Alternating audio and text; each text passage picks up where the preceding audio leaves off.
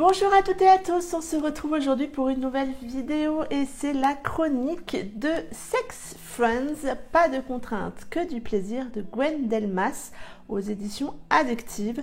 Je remercie Carole, Gwen et la maison d'édition pour l'envoi de ce service presse. J'avais très envie de découvrir cette histoire pour plusieurs raisons, parce que j'avais papoté avec Gwen dans un tout autre cadre dont je ne vais pas parler ici. J'avais également entendu Sophie Espirucci en parler de cette histoire et dire allez-y foncez. Et puis oui, le résumé me tentait vraiment beaucoup. C'était pour moi l'occasion de découvrir la plume de Gwen.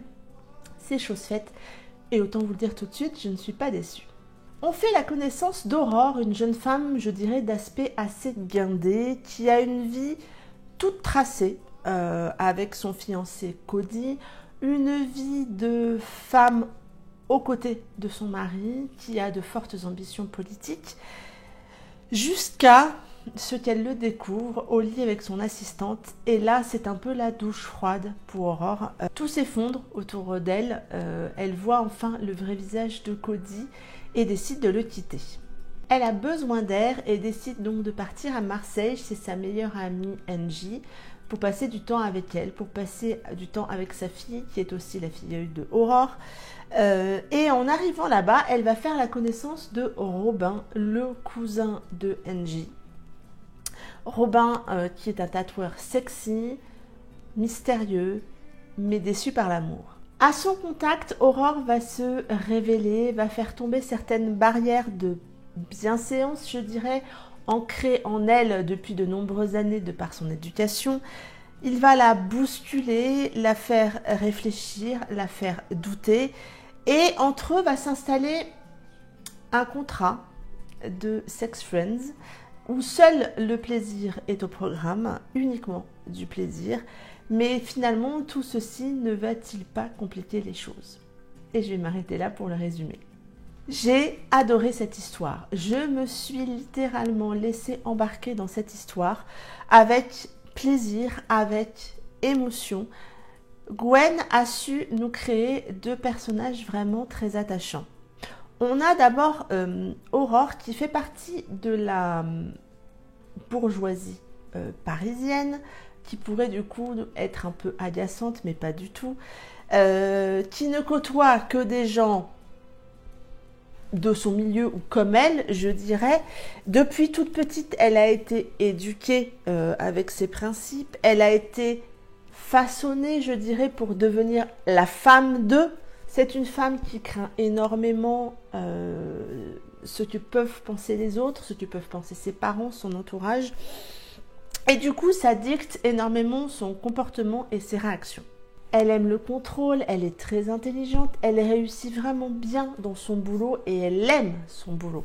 Et du coup, quand elle va se retrouver chamboulée, perturbée par tout ce que lui fait ressentir Robin, ben elle se dévoile. On aurait pu penser qu'elle garderait, si on parlait en termes de clichés, on pourrait imaginer qu'elle aurait pu garder son air un peu hautain du fait de sa bourgeoisie et du fait du contraste entre leurs deux mondes. Et pas du tout, on découvre une Aurore qui se dévoile et moi, une Aurore qui m'a touchée.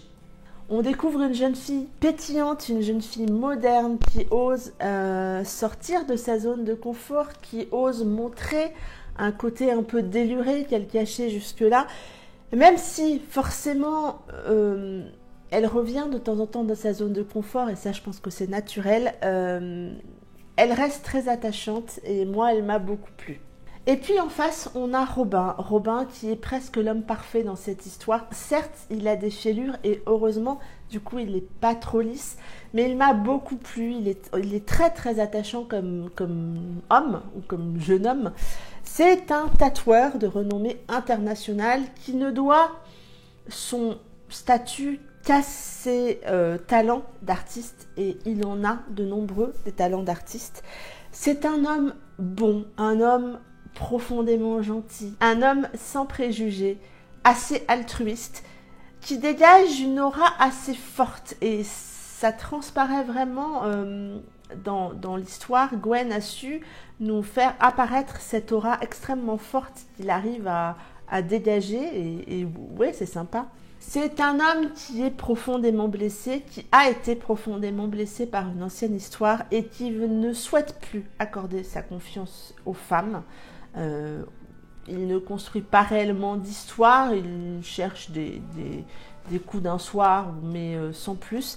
Et quand Aurore déboule dans sa vie, je dirais comme une tornade, toutes ses idées volent en éclats. Tous ses souhaits, toutes ses illusions, toutes ces... Oui, tout vole en éclats. Et ça m'a plu de voir que malgré les blessures, il allait de l'avant. Leur rencontre à tous les deux est explosive tant ils sont différents, mais leur histoire est charnelle et sensuelle, elle est intense, elle est émouvante et elle nous bouscule un peu dans certaines choses qu'on pourrait penser.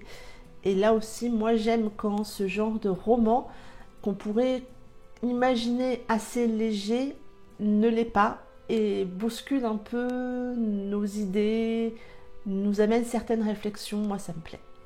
C'est une histoire avec uniquement qu'un seul point de vue, je dirais 90% on a le point de vue d'Aurore, mais là où pour moi Gwen a réussi son pari, c'est que malgré tout, on a le sentiment de savoir ce que ressent Robin sans avoir son point de vue.